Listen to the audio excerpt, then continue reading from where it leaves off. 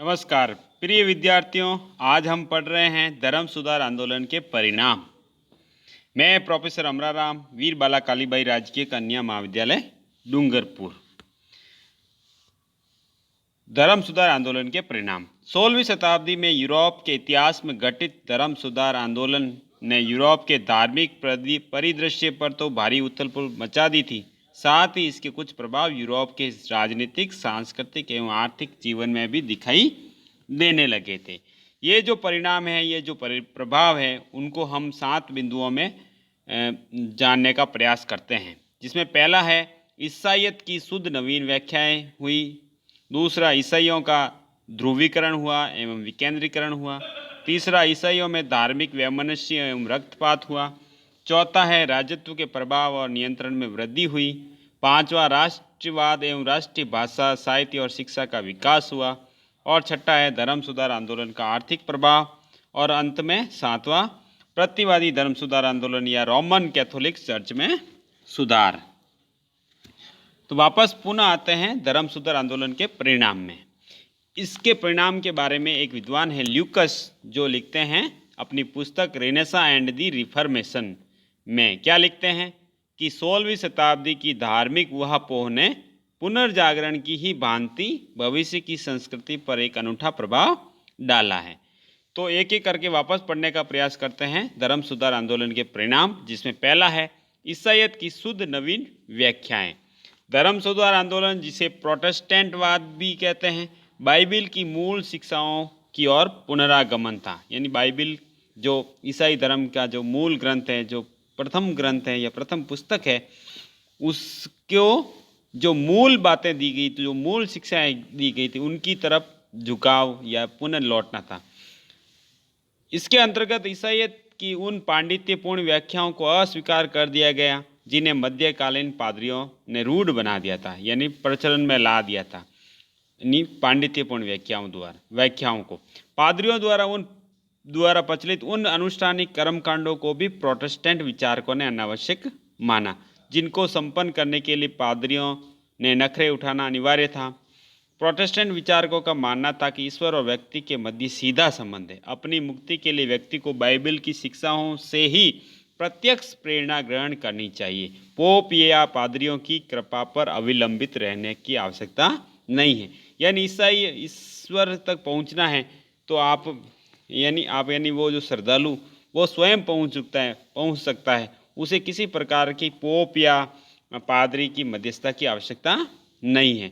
यानी उनको बाइबिल की शिक्षाओं से प्रत्यक्ष प्रेरणा ग्रहण करनी चाहिए।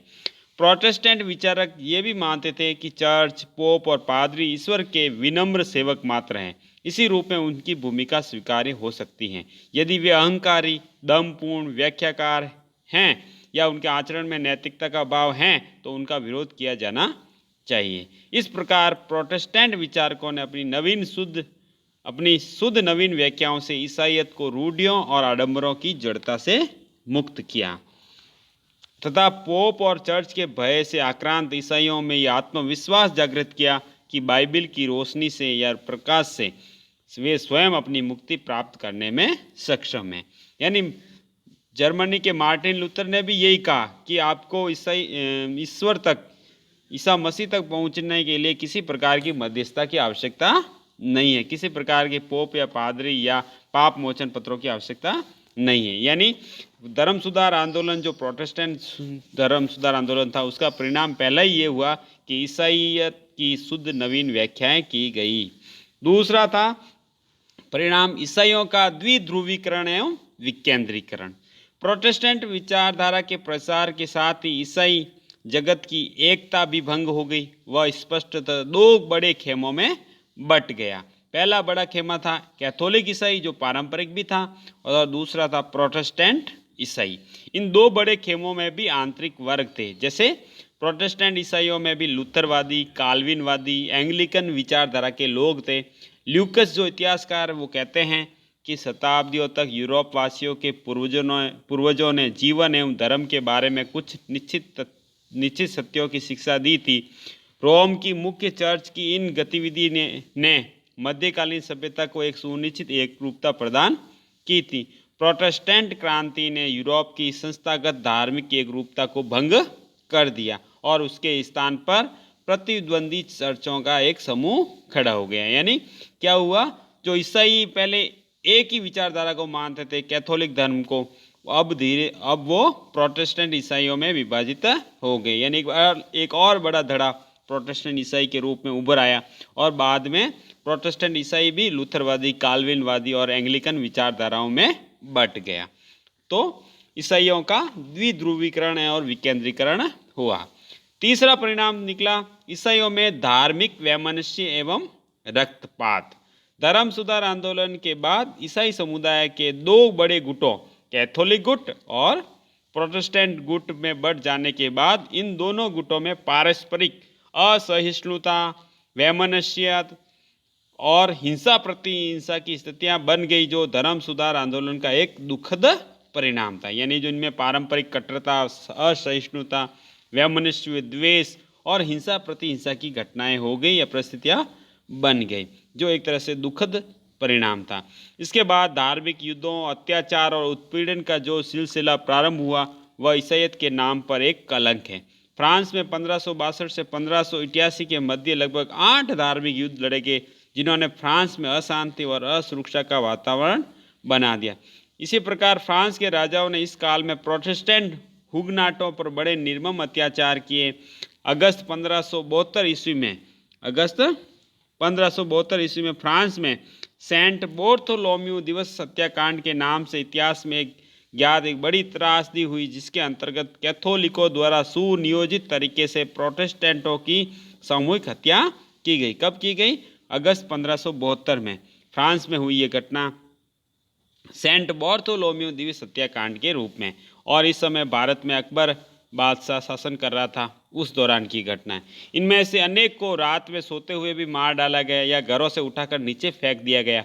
इसी प्रकार 1618 से 1648 ईस्वी के मध्य जर्मनी में 30 वर्षीय युद्ध भी लड़ा गया, जिसके अंतर्गत कैथोलिकों और प्रोटेस्टेंटों के मध्य धार्मिक वितृष्णता के रक्त रंजित और विभत्स घटनाक्रम हुए। इसी प्रकार इंग्लैंड में मेरी ट्यूडर के शासनकाल में प्रोटेस्टेंट अनुयायियों को बड़ी जबरदस्त यातनाएं दी गई और अनेक बिशपों को जीवित जला दिया गया। और अपने नृशंस धार्मिक उत्पीड़न के कारण मेरी ट्यूडर को ब्लडी या खूनी मेरी के नाम से भी जाना जाता है। प्रोटेस्टेंट ईसाइयों द्वारा भी कैथोलिक ईसाइयों का अनेक देशों में बड़ा विभत्स दमन किया गया। जैसा कि एगल फ्राइडेल अपनी पुस्तक एक कल्चर हिस्ट्री ऑफ यूरोप में लिखते हैं कि प्रोटेस्टेंटवाद लगभग उन सभी देशों में विजय रहा, अपने साथ कठोर असहिष्णुता की व्यवस्था लेकर आया, जिसका एक प्रमुख कारण था राज्य की चर्चों को प्रमुखता का स्थान एवं राज्य स्वयं अपनी प्रकृति से एक सर्वाधिक असहिष्णु तंत्र होता है।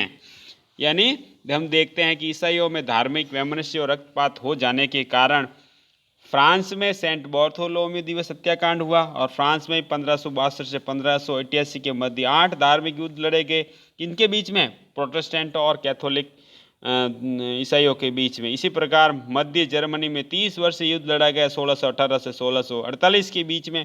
इसी प्रकार इंग्लैंड में मेरी ट्यूडर जिन्होंने प्रोटेस्टेंट अनुयायियों को बड़ी यातनाएं दी गई और इतिहास में ब्लडी या खूनी मैरी के नाम से प्रसिद्ध हुई या कुख्यात हुई। चौथा जो परिणाम निकला किसका? धर्म सुधार आंदोलन का, वो था राजत्व के प्रभाव और नियंत्रण में वृद्धि। जिन देशों में प्रोटेस्टेंट धर्म को अपना लिया गया, उन देशों के शासकों के प्रभाव और शक्ति में अभूतपूर्व वृद्धि हुई। इन देशों पर रोमन कैथोलिक चर्च एवं पोप के अधिकार समाप्त हो गए।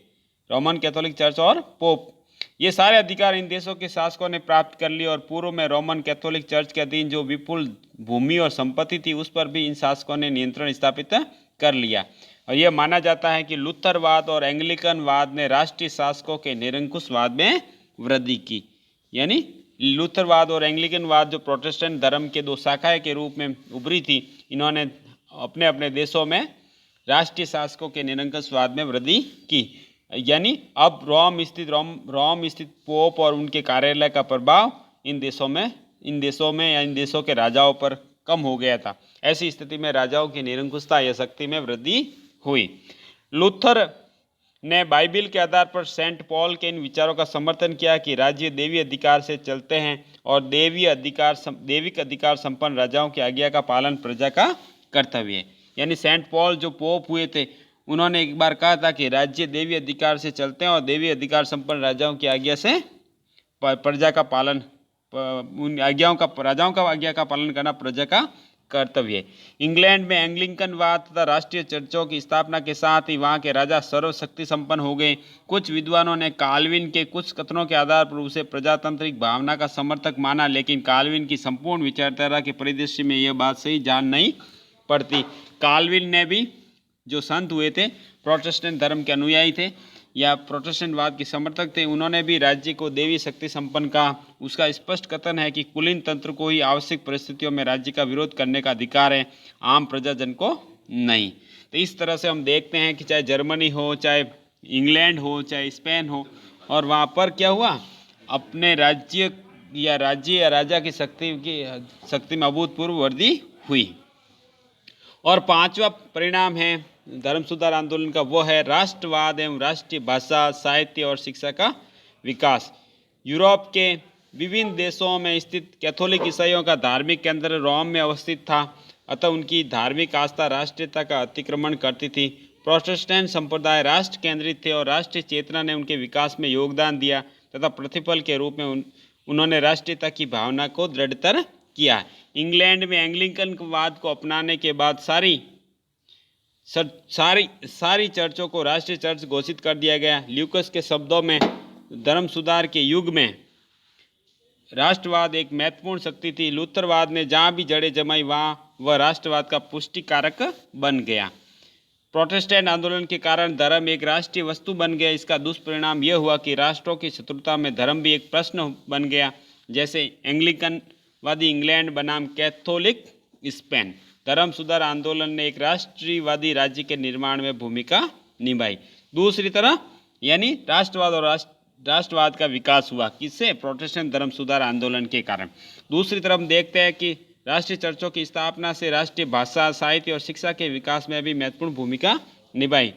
रोमन कैथोलिक चर्चों में प्रार्थनाएं लैटिन में की जाती थी, बाइबिल भी लैटिन में ही उपलब्ध थी। प्रोटेस्टेंट चर्चों में धार्मिक क्रियाकलापों में लैटिन के स्थान पर राष्ट्रीय भाषाओं को अपनाया जाना लगा। लूथर ने स्वयं बाइबिल का जर्मन भाषा में अनुवाद प्रस्तुत किया, जिससे जर्मन भाषा और साहित्य के विकास में एक महान साहित्यिक पड़ाव माना जाता है।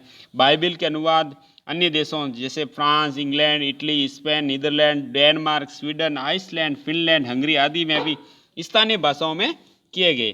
प्रार्थनाएं भी लोक भाषाओं में की जाने लगी। यानी अभी रोम जो कैथोलिक धर्म का प्रमुख केंद्र था, वहाँ की जो भाषा थी इटली, उसका प्रभाव इटली की भाषा जो लैटिन थी, उसका प्रभाव धीरे धीरे समाप्त हो गया था और अलग अलग देशों में उनके अपने देश की भाषाओं में बाइबिल का अनुवाद किया जाने लगा या अन्य साहित्य रचा जाने लगा, जिसके कारण उन देशों की भाषाओं का विकास हुआ और भाषाओं से जुड़ा साहित्य का भी विकास हुआ।